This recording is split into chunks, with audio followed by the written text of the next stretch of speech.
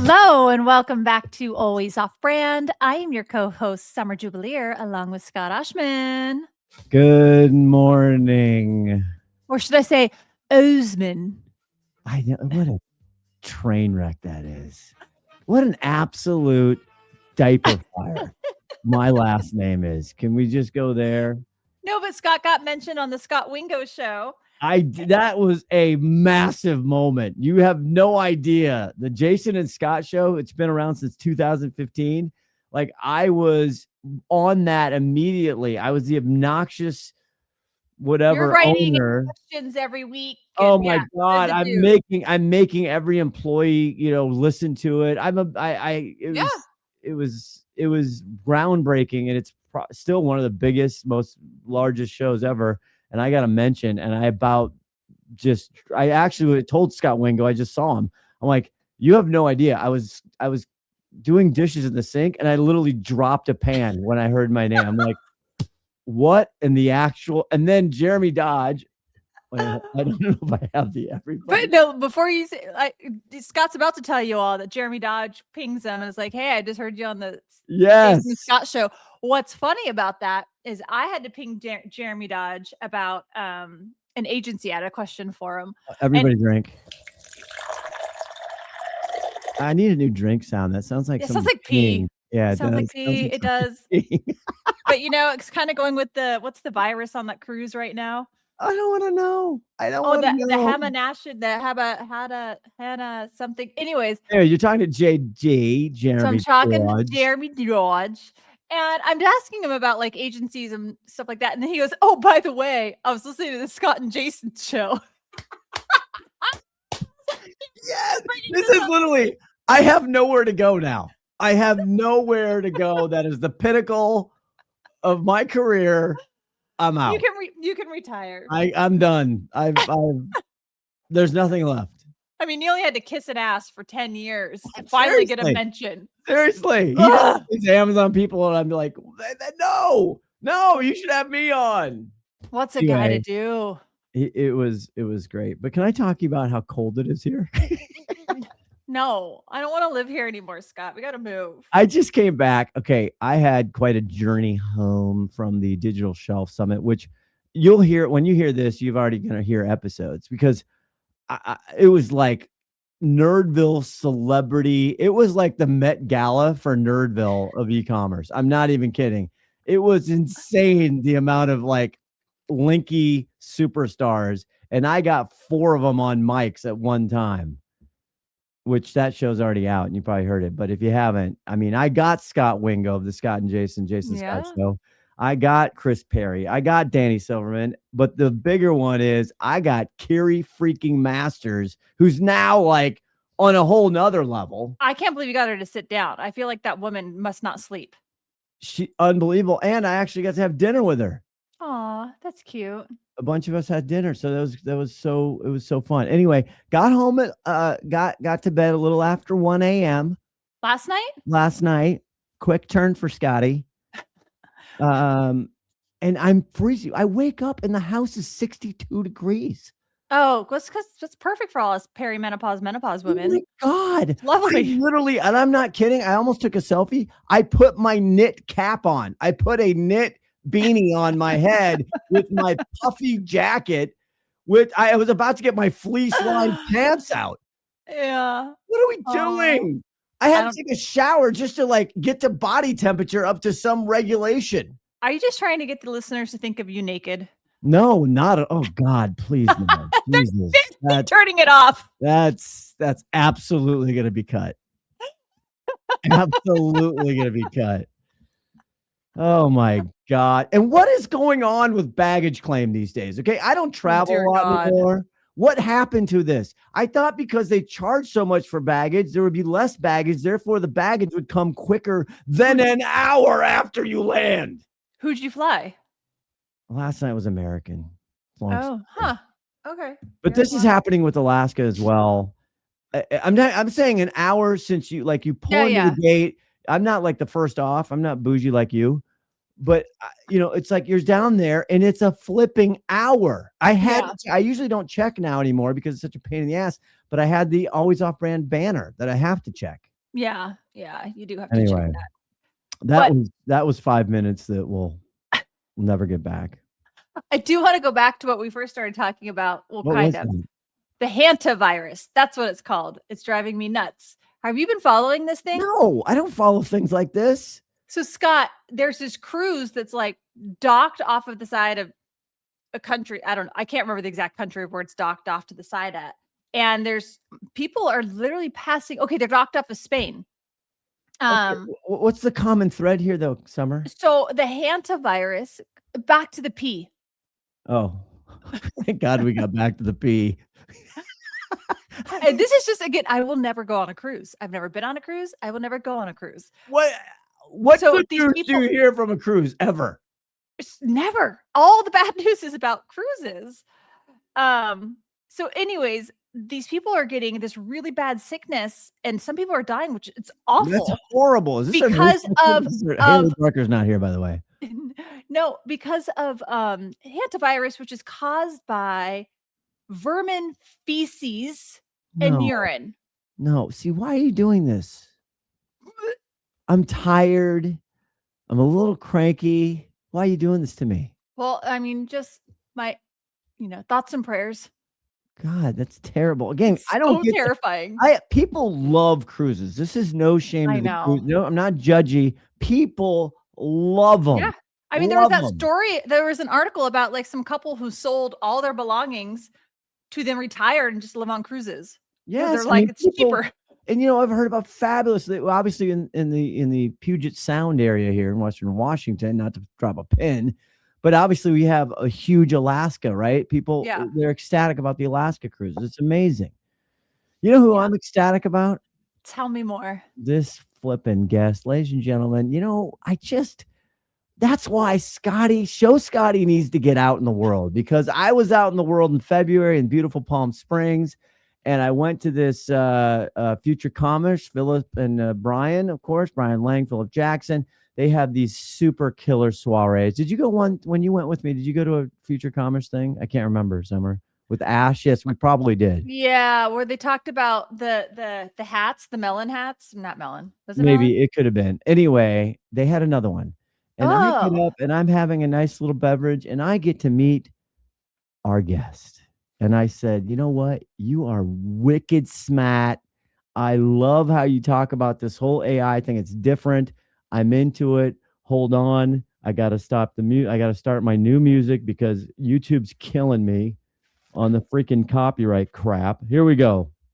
We are on the YouTube, ladies and gentlemen. Let me bring you here to the YouTube stage. We are on YouTube, always off brand. Ladies and gentlemen, coming to the program, she is got a title, boy. I tell you, she is Vice President and GM Enterprise AI Solutions from the East Coast. I met her in Palm Springs. She's the engineer genius. She's got even like little 400 sticky notes on her background. Welcome in, Lisa Copland. I didn't even say where you're from. Rapid Canvas AI. How terrible. I'm very bad today. We'll forgive you on your 5 hours of sleep. Exactly. Travel delays are real. Lisa, how are you? Thank you for coming to the program. Absolutely. Thank you, Scott. We did have so much fun. I remember the East Coast was in blizzard. I got out just in time and it was heaven. And that night was just sitting outside and you and I were chatting. I think we were playing like Utopia, Dystopia with AI. I can play both sides of the game. I can play both sides. Well, yeah, that was in AI time. That was February. That was like 6 years ago. Exactly. It's already happened. Everything you predicted has happened, right? That's unbelievable. Okay, so you got to describe, as you did, what the hell is this Rapid Canvas? I'm like, is this an art store? What is this? I don't understand what Rapid Canvas AI is. Yeah, well, you're not alone. And, you need like secret, like sauce people that can conceptually take hard things and illuminate like why it's important, right? Okay. So Rapid Canvas, when you think about an organization, especially retailers that they say like they're omni-channel, right? Yeah. Which omni-channel even in itself is like silo, silo, silo, silo, silo, silo. Never. So all the data is like everywhere, all the data, right? And so what we do is kind of at its core is we connect the mess. And so we are at the operating level of organizations. We're not prime time ready to go interact with the customers yet. Our company doesn't quite feel agentic chatbots are the way to go to inspire us customers, but we are certainly internal to the enterprise, creating really what we're like calling a smart data pipeline. And we can get what that means, but we're seeing it again and again. So we will go into an organization and say, give us your messiest problem. And we have one. They said for 13 years, all the tech of past could not solve it. And so we are now solving this invoice mapping across, it's an affiliate marketing, and it's in, and there's agents working and they're parsing information across 23 countries.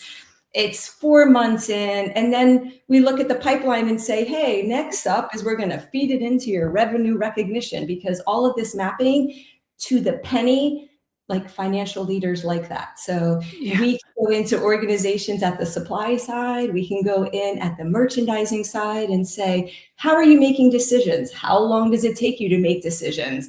I bet with the right context and your connected data, we can help collapse that decision cycle, and you can just move directionally where your customers are going. Damn. Wow. I mean, I think what I'm now bringing back my memory, I think we were talking and you mentioned data flows, and you had me at data flows. It's a good one. It's a good one. Because I like this is all the not, nobody talks about all this stuff, all the back end, all these just major, these are 30 years of tech stack on top of tech stack. I mean, this is what I think is more of the boondoggle of or the boondoggle of AI. I don't know. Summer, save me. Well, listen, we were kind of chatting a little bit earlier, and I want to know, like, we were talking about how businesses are investing in AI. And I'm curious, like, from your point of view, you're seeing so much. Are we over investing or sorry, not over investing? Are we overestimating what AI can do, or are most companies underestimating? It's probably in the middle, right? I'll play the accountant. It's probably both. So what is AI? I don't think that there's a consensus around how you define that. So for me, if you have 100 people in your organization, right, being really productive on their individual agentic chatbot, Copilot or ChatGPT or Claude, right, you're kind of still fragmented, because if Scott like far exceeds the prompting ability of Lisa, then like I'm not learning anything from Scott, and he's not learning anything from me, right? So what we want to think about is, how do you get to kind of the data flow is your business, the state of the business. So where do you get to really understand all of the underpinnings of your business? So when I hear that people are like, we are 1,000% agentic, unless you're AI native, like Rapid Canvas, I will tell you, we have built this sales prospecting tool because, we're a startup. We need people. We're building our brand. So I go to marketing, not just to say we can help you, but you can help me. How do we market better? How do we influence? And so we have built some agentic flows because we're just so nimble and we know how to do it. And so, I think that you have to, it's an archaeological dig for many organizations because they do have that tech stack layer.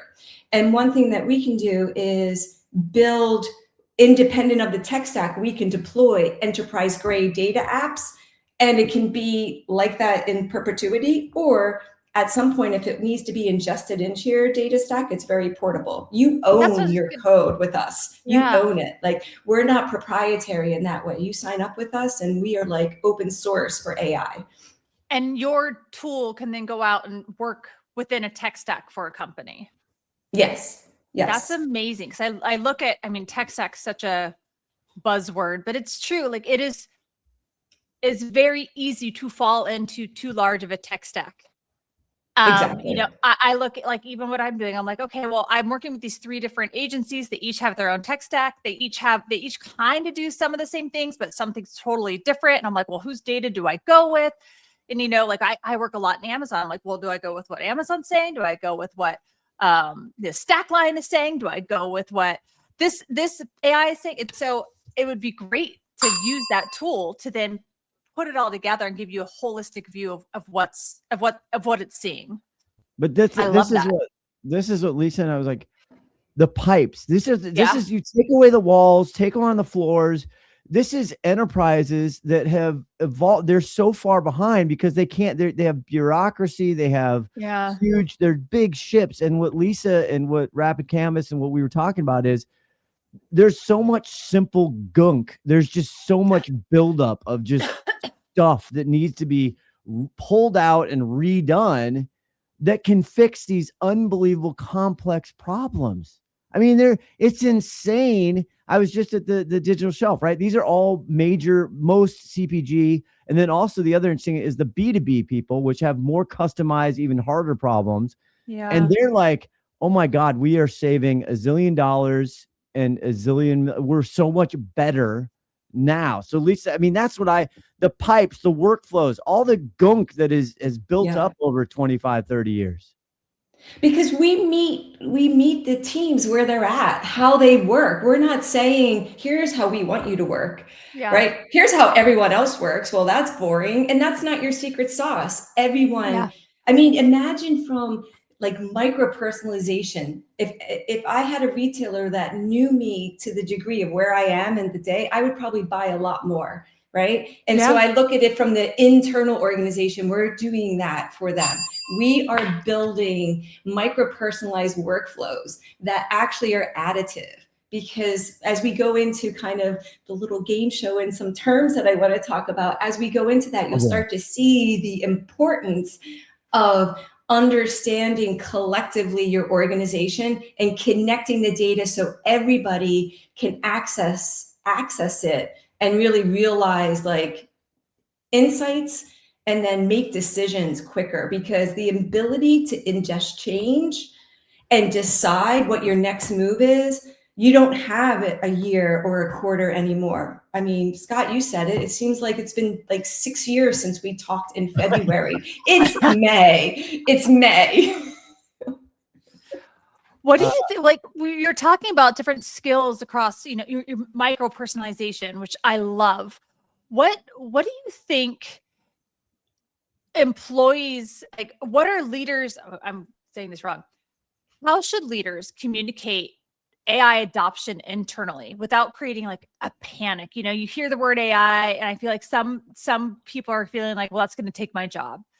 And really it should be in like making you better at your job. So how do leaders bring a brand like you in, Lisa, and not create a turmoil or scare, and actually just inspire their people to like start using these tools and how it can be beneficial?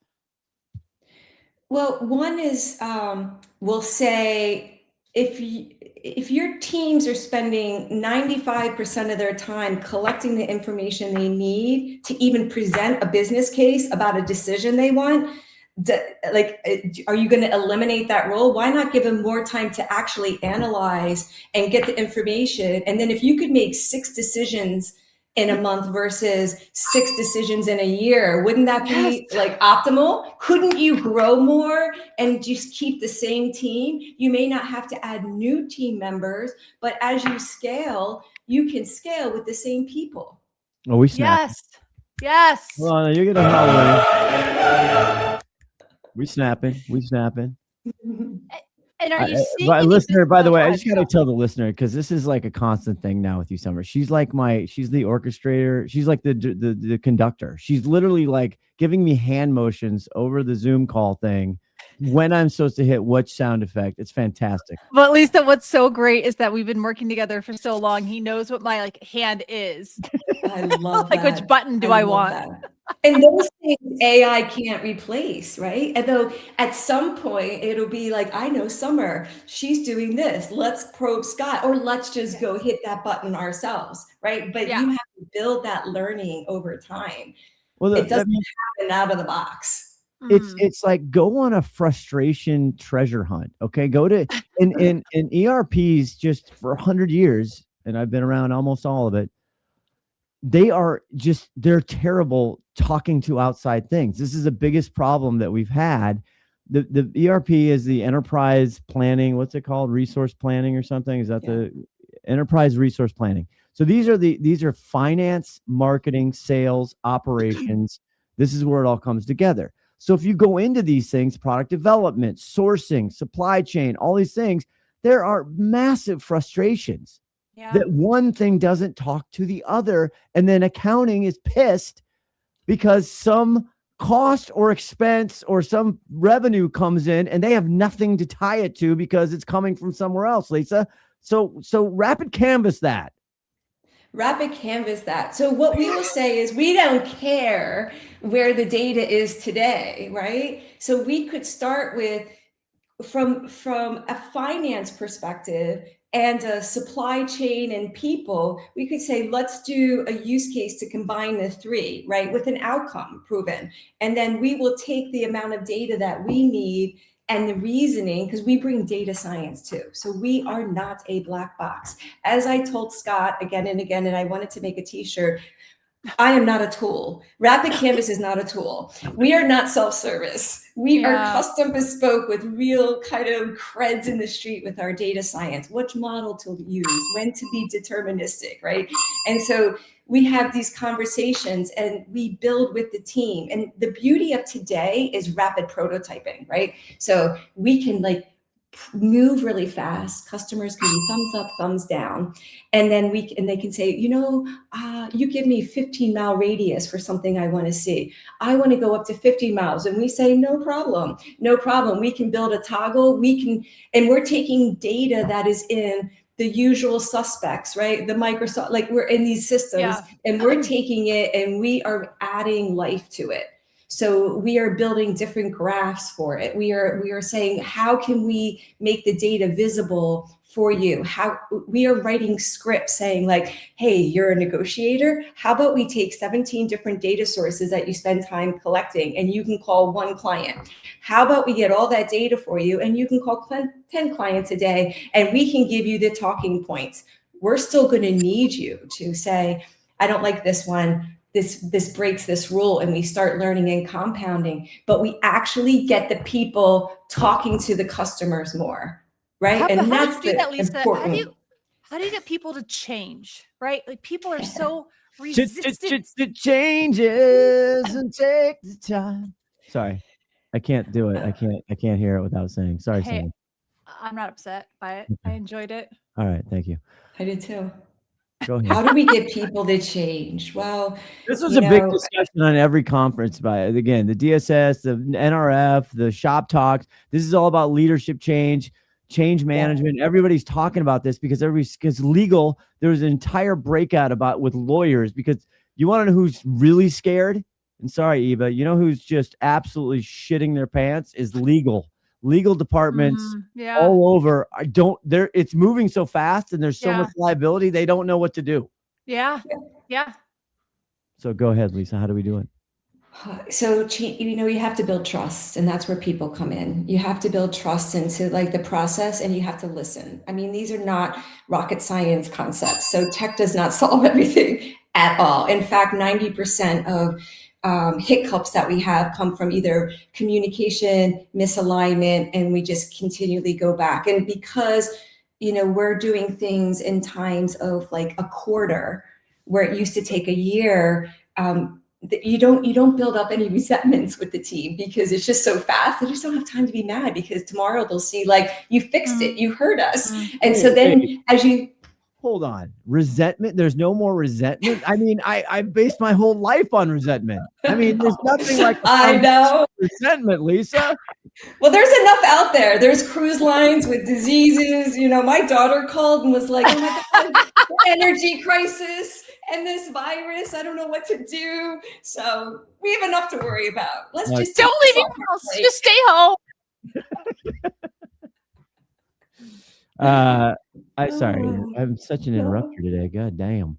Okay. Like so the change management, let's get back into, well, we got to take a break, but I want to know, because you were talking when I met you, like, there's just practical applications, and it can be a medium-sized company. It can be a startup, right? That they're doing stuff and everyone's trying to find the fastest swing, but like connecting these dots and these workflows, there's so many internal things that go on that frustrate the heck out of people because they're not done right. Mm-hmm. And they don't work because you have 4,000 different silo teams trying to connect to each other. So I don't know. We can go there. We can go all kinds of places. But let's find out after this break.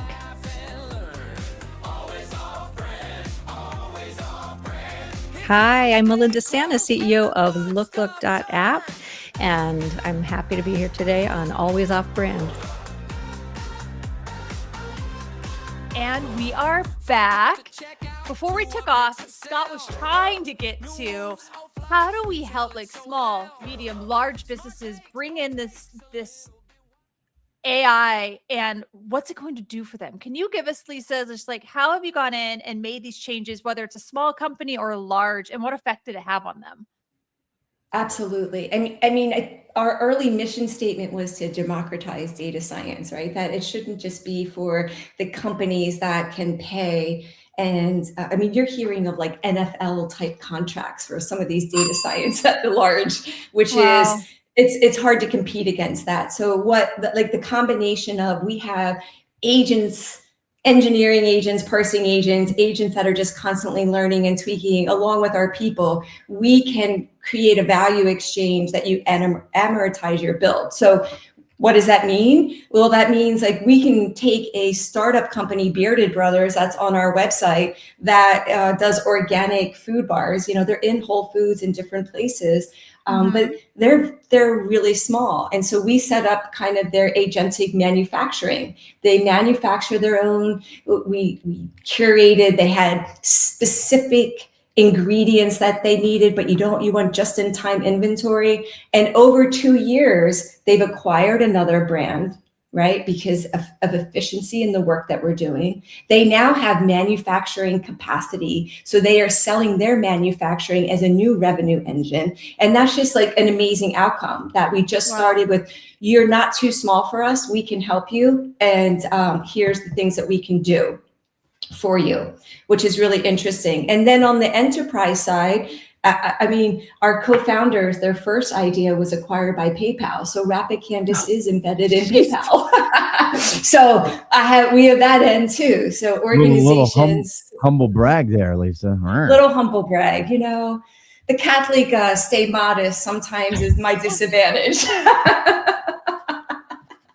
You had again, this is something I forgot to write down, but you have a case study on the website, which we'll have the link in the website if anyone goes to the show notes. I have no idea what they do, and it's really hard to find now on Apple and Spotify. But the show notes, yeah, it's like, geez, come on, like reviews, like it's impossible to actually write a review. But Lisa, reconciliation is one of your case studies, and that like spoke to me so hard because even in the Amazon world, we're constantly having to put these massive reconciliation reports and tie them back to actually what was shipped, invoiced, what the orders were. And again, finance, reasonable request, they need to match, because if we had returns or we shipped in or whatever, there's this massive. Can you talk about how you solved that? That spoke to me.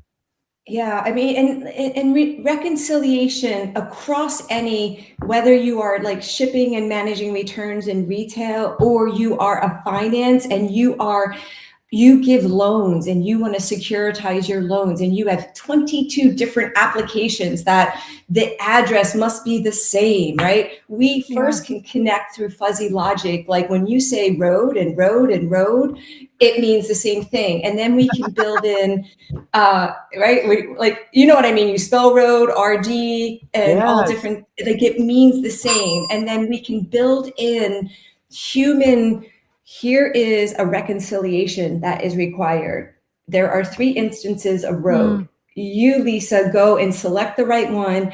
And behind the scenes, the agents will go up and correct the contracts, correct the invoice with what the the team member has said is the right one. And you multiply that of 42 reconciliations across a team of 100 over a month, you are really, really efficient. And then you can start to move faster on the things that you should be, tranching your loans or understanding your inventory to get it back in stock and say, hey, Scott wants this and this inventory is within his proximity. We're going to ship it from there. Visibility happens.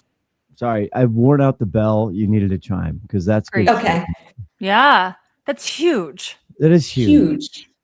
It's amazing to see. Like, I feel like I call them aha moments, and the team has it. Like I have one, client sponsor, and he talks about Rapid Canvas better than I can. I want to have him on the show because he does a better job than I do because he had his aha moment. And you know who you are. I won't call him out by name, but I'll let him know I gave him a plug. But it's just amazing when these aha moments have, because then they want to tell other people. What was his aha moment?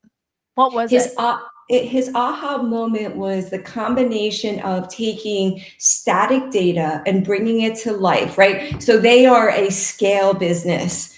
Every dollar that they can take away that they have to pay across 17,000 matters. So it matters. So we're giving them information that they can have those conversations.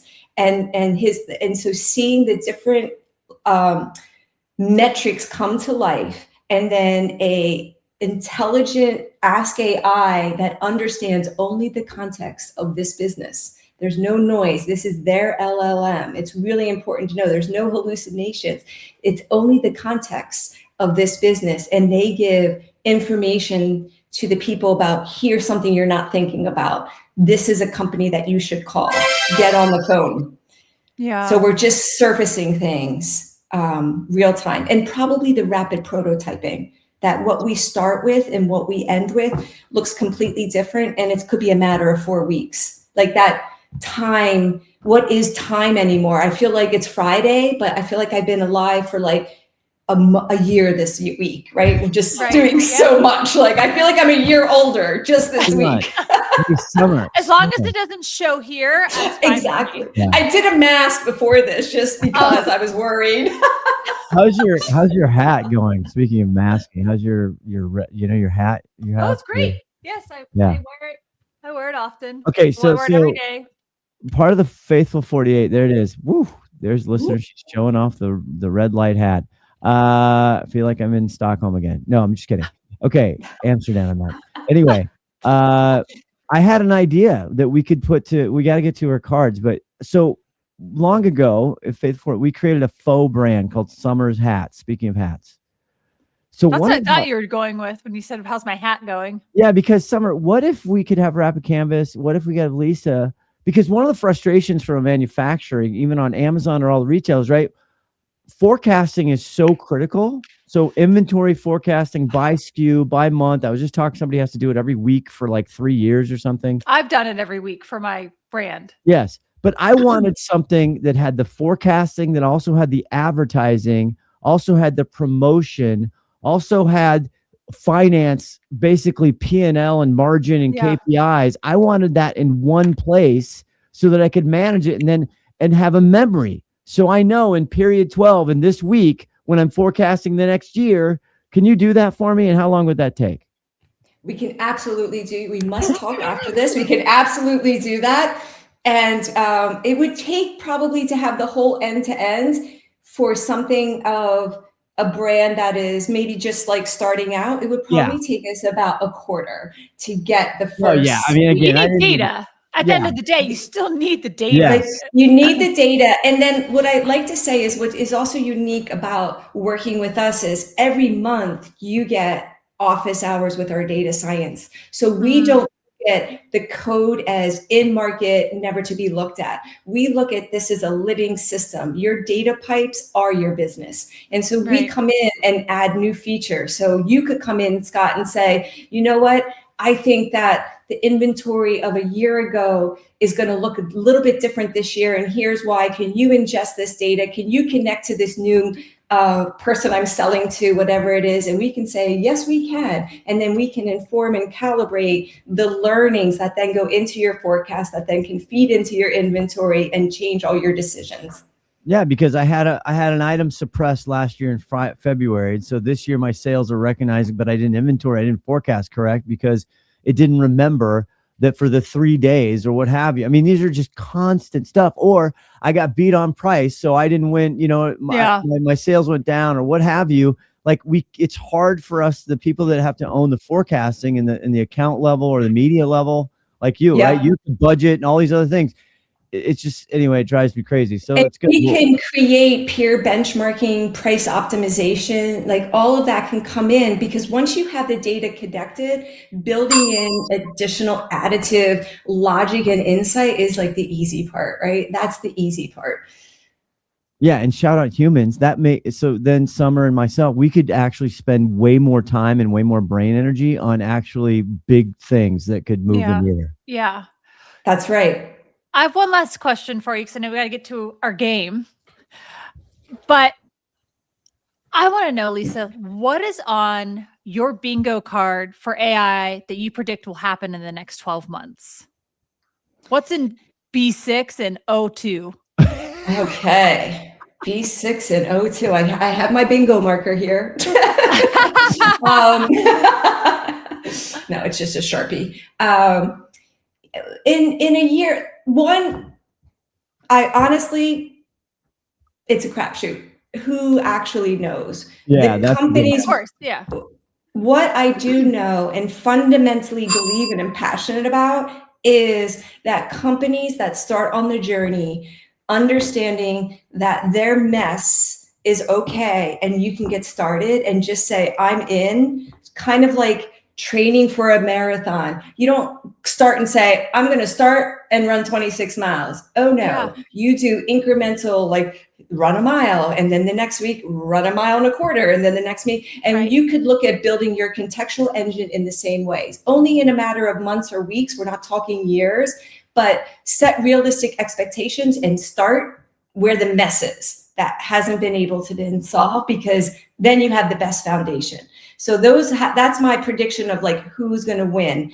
Those who just get in the game and start testing and learning and deploy, get out of the hype cycle, get out of the pilot purgatory, right? 1,000 ideas that are really cool and then they go nowhere. Yes. Understand the end-to-end, we'll talk pipeline of getting a agentic data app deployed in your organization and try one and see what it's like. This is a woman who gets stuff done. Is that not clear to everybody? Hello? Is anybody here? Well, I mean, it's clear to us, so. Come on now. Okay, let's get into the, you've prepared, this is a first, by the way, doing 6 years, 300 and some episodes. Nobody's ever come to the table with their own little card game. Yeah. I thought it would be fun. And, it's part of my creativity. It is. While I'm an engineer and tech person at heart, I also have my creative side. So there's 5 terms that I would love, like if everyone would just get comfortable with them and why it's important from a business perspective. Let the tech people figure out the tech side, but just from a business. The first one is... Okay, hold on, we got to start the music here. Okay, we got the music. So I don't know what the name of this game is, but there it is. Collective context. is what she's Collective showing us, context. listener. Well, I'm throwing it, and I think you hear it a lot, where co-pilots everywhere and all this individual, we kind of set on it, right? Where, yeah, your organization is still siloed. You are actually not connecting your data. So start with the mission of saying, in this functional area, inventory, finance, right? Merchandising, whatever one, start with saying like, here's a use case and we're going to build the context there, and then go up and down that pipeline and continue to go until you're done. And so that collective context, go ahead. I was going to say, well, at the end of the day, AI systems become dramatically more useful when they understand not just one person, but the shared knowledge, the history, the workflow, workflow and decisions making patterns. Like that's how AI gets better. So you have to feed it in order to get that collectiveness. Yeah, correct. I love that. God, I've been giving you a lot of juicy nugget bells, Summer. You've really come on strong. She brought her A game. To be fair, she did show that card like at the very beginning of the episode. So I've had some time to sit on it. I literally wrote it down. I was like, what is it? Tee up the music, Scott. All right. Oh, hold on. Let me get the music. Sorry, Engineer Scotty's slow today. Let's get the music.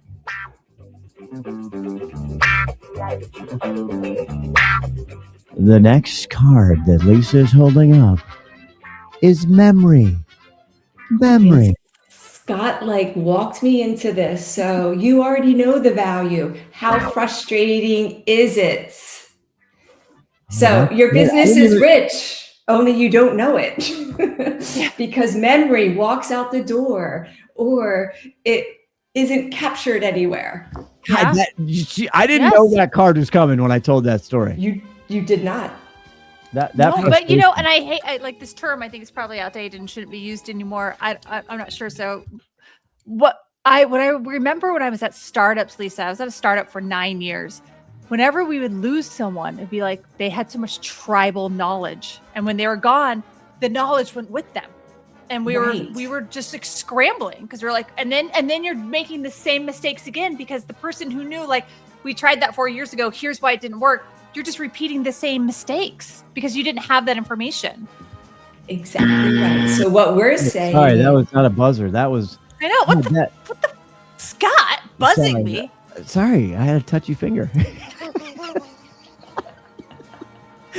His finger's going rogue. That was brilliant. You're right, because that's as somebody seasoned. I mean, this is my concern. I asked this question on the Linky a while ago. I'm like, one of my biggest worries about AI is we're going to lose the value of expertise and experience. And this is like tied into memory. It's like the people that have been around, they actually know stuff. They've already been through this. I mean, half this stuff is different, but half of it's in principle is the same crap we've been dealing with for 30 years. Rinse and repeat. Yes. Rinse and repeat. Well, we humans love that, don't we? We do. War, kind peace, of. Energy, no energy. Exactly. All right. Do you have another one? Is there more? I have another one. Okay. All right. Hold on. Let's get the music back up. I'll fix this in post. Don't worry.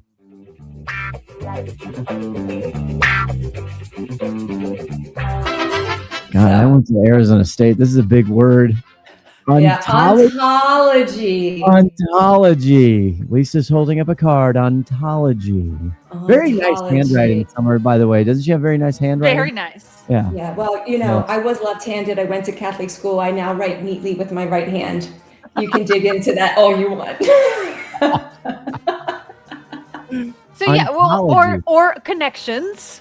Connections. And this is really where the secret sauce of Rapid Canvas, like some will be like, well, we have a data warehouse, or we have, and you're like, well, it communicate, or we have an ERP, right? So the ontology is assigning meaning to your data.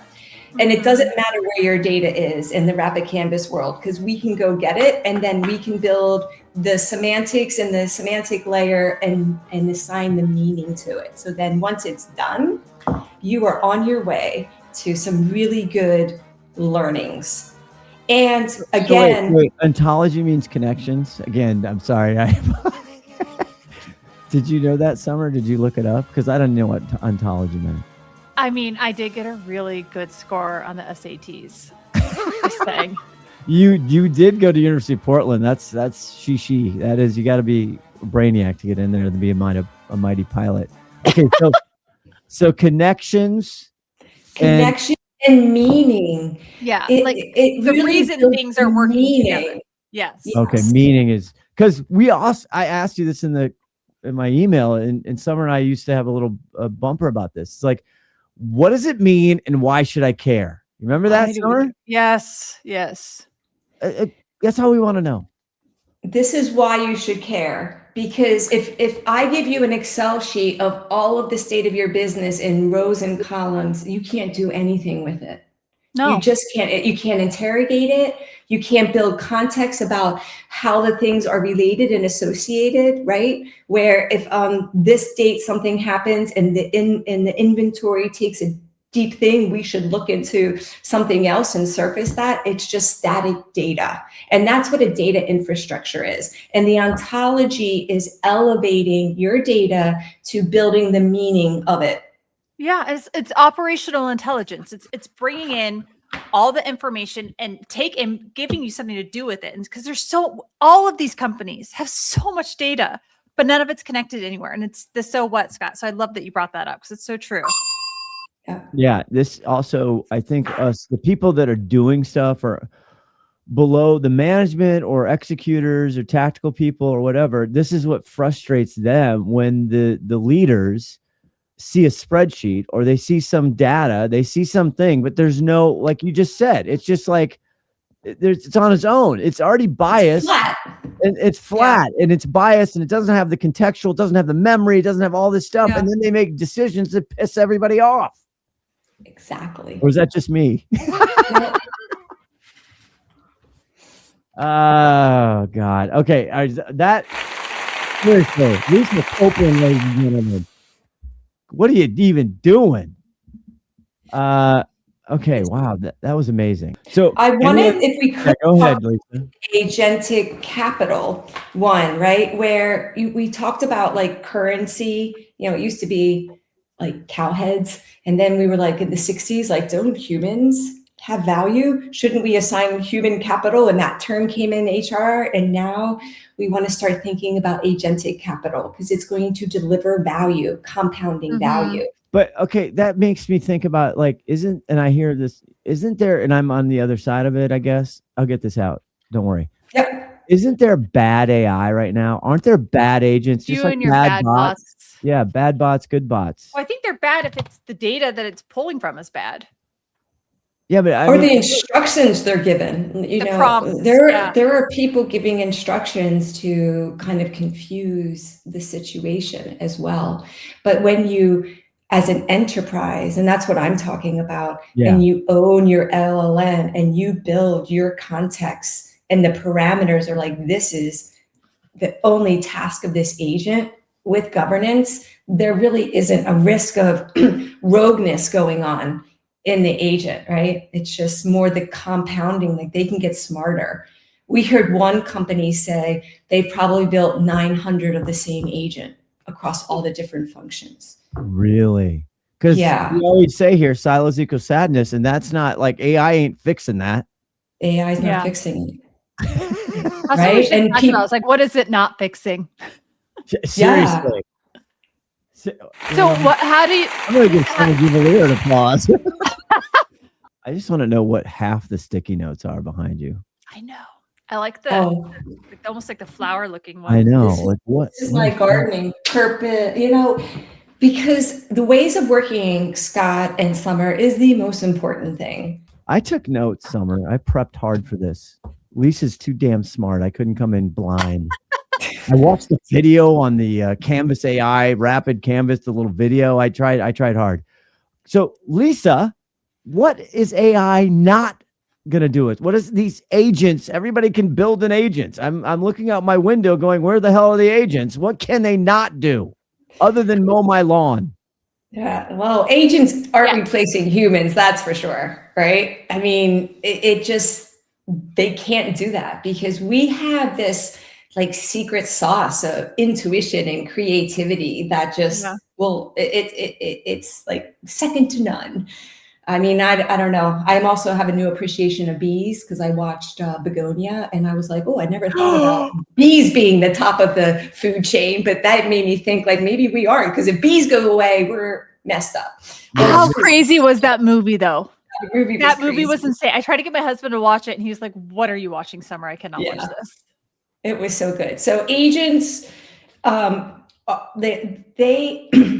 are instruction sets, and the beauty of it is they can micro-personalize education. They can process and not get tired and bored. Although I have an instance of my husband doing some development, and his took time off and actually lied to him. And I'm like, honey, you got to post that on LinkedIn. Yeah. We can do that for another, because it was just amazing. He came running up the stairs like, you're not going to believe it.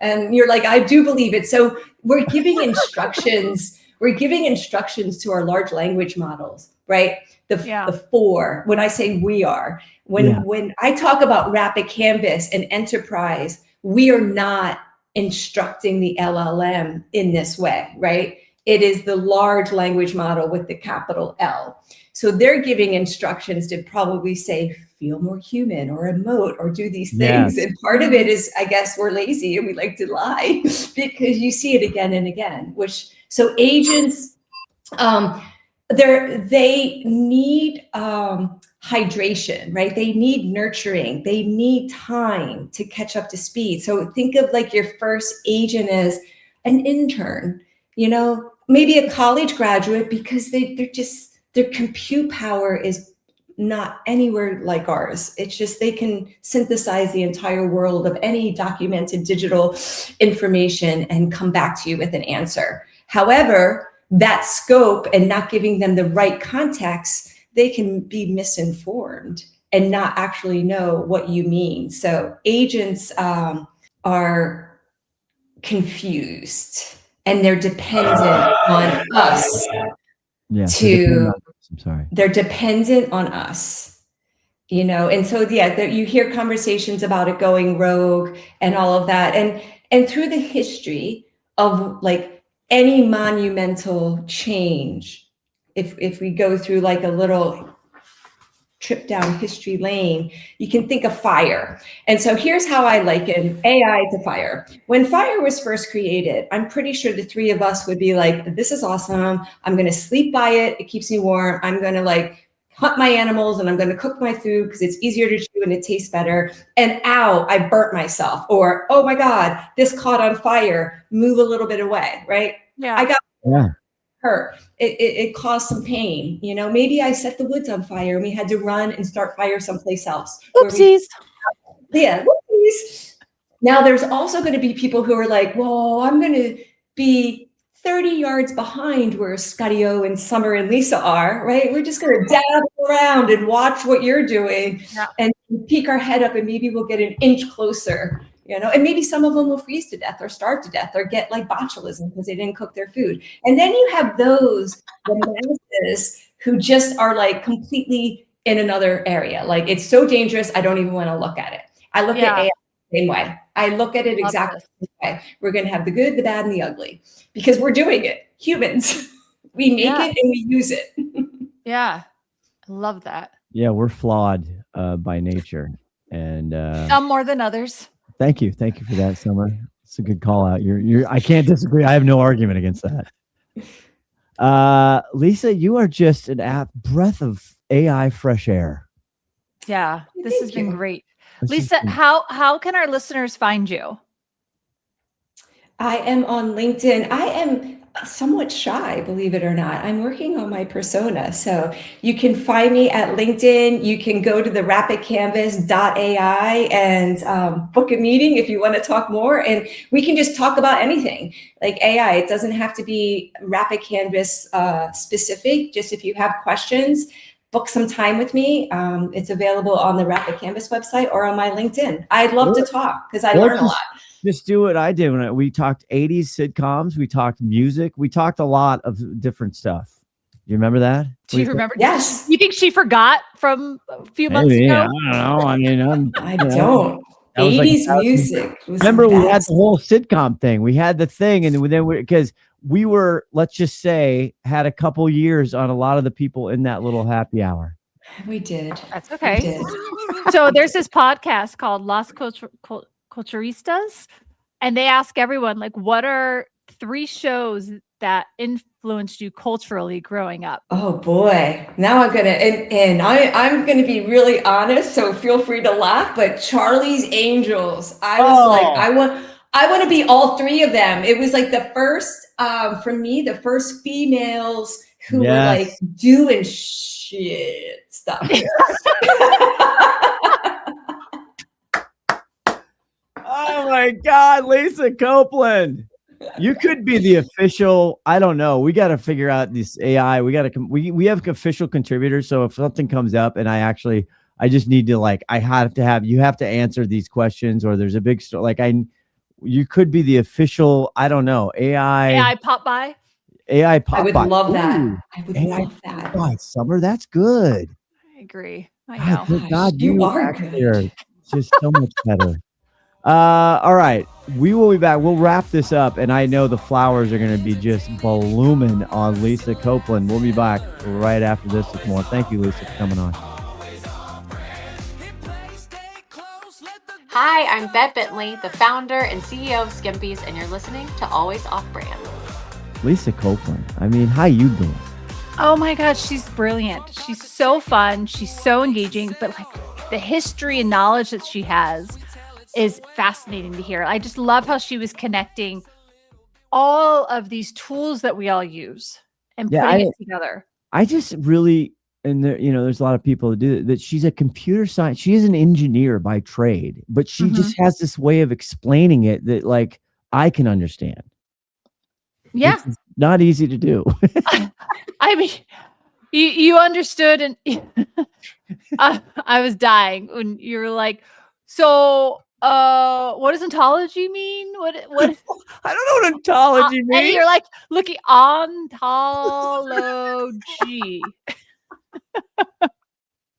Hey, we all learn things on every podcast, okay? We do. But Scott, I love how you do this, because it's what is it all about? Oh, it's people. It's all about the people. And we appreciate you so much. Please like, please subscribe, please share, please watch us on YouTube. We'll see you next week. All right. Bye. Yes, people matter, even in the world of AI. See you later. Bye. Hey there, this is Haley from Quickfire, and they want me to read this so you know what this podcast is part of and how to find out more if you want. Always Off Brand is a production of Quickfire LLC and a part of the Learn and Laugh series on the Quickfire Podcast Network. For more information, go to quickfirenow.com. Have a good one, and thanks for listening.